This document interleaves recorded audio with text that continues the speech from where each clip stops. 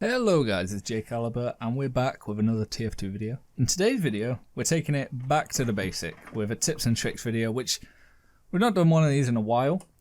And I actually came up with an idea to do a series similar to this, not a tips and tricks kind of style, but it took a lot of writing and they're a bit boring, so I thought I'd just kind of get the information that I wrote for that original video script for a TF2 guide and turn it into tips and tricks videos over how many other episodes it takes to make.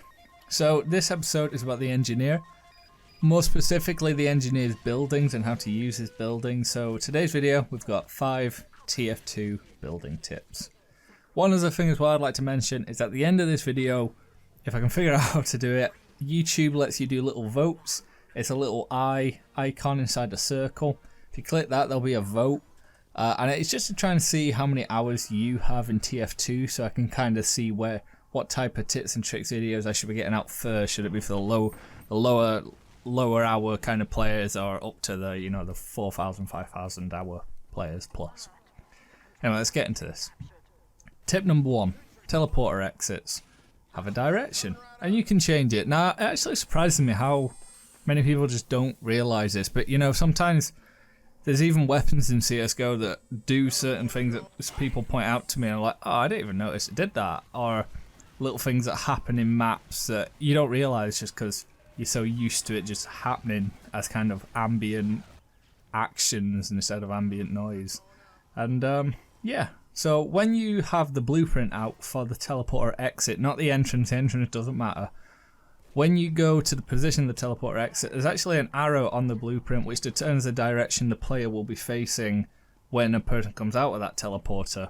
So you can rotate it in any of the 4 different directions by clicking right click on your mouse. It's particularly helpful to stop spies getting them, if you put in a corner, make sure they're facing out from the corner so they don't get stabbed, or if you put it on a sneaky cliff, maybe on upward or something, so that the people don't accidentally walk off the cliff because they're facing the wrong direction. Number 2, dispensers are great for healing, supplying and getting you places. You can actually jump a lot higher than a typical engineer can get just by using a dispenser. This is probably the most helpful on the 3rd stage of Dust Bowl in the section of the map that only Reds can access before the first point is captured. You'll see what I mean, it should be in the recording in this video.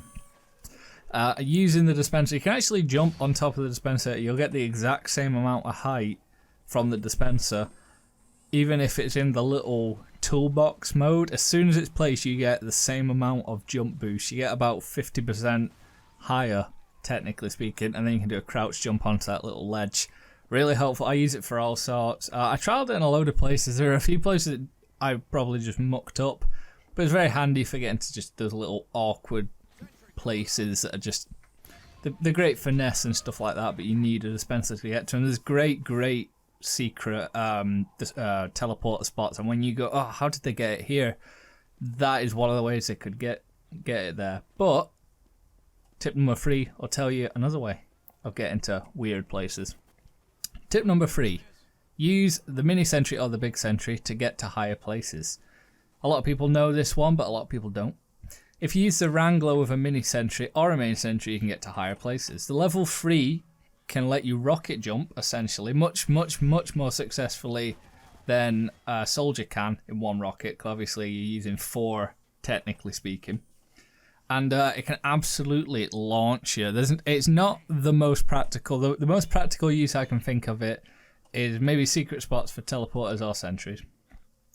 Or maybe for getting behind players. I've seen, I think Uncle Dane's probably done the best one. He would have, because he's the best engineer, or one of the best. Using on a Badlands map to rocket jump all the way around past their spawn doors on first point, and then being able to get behind them by building a new sentry. But the risk that you run with the rocket jump, with the level 3 sentry, is the health afterwards. If you go too high, you'll die from fall damage. If you go too low, you won't go anywhere. Or you might actually just be too close to the sentry when the rockets fire and just die because you don't have enough health. You can also use a mini sentry to do it. Now, a lot of people don't use the mini sentry one. I screw it up all the time. But if you stand on top of a mini sentry, point the Wrangler up, and then make it fire, it can actually help you get onto a lot of little ledges. Very similar to the dispenser, but maybe, well, probably double the height of what you could achieve with a dispenser jump. And it's really handy. The thing you just got to watch is your health, and never do it with a level 2 sentry, because that'll just decimate you. You can do it with a level 1 standard sentry, but I'd say it works best with a level 3 sentry or a mini sentry. Very, very handy. Loads of very, very cool montages have been made out of that trick. Use a Wrangler for tip number 4 for double DPS on mini sentries to distract heavies. Now this is, I don't see why I don't see enough people doing it even when I play heavy.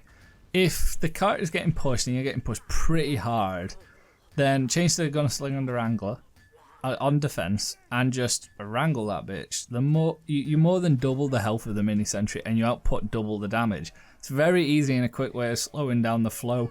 Even if you're not like nailing the laser beam jet ray of bullets with the mini sentry, you're still dealing damage, and it takes a fair old while for them to destroy.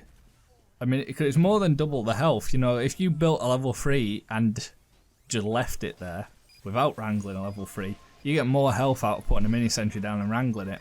And it's annoying because everyone's like terrified, so they back up and it just slows down the flow. It's a very, very, very quick fix way of slowing down a push.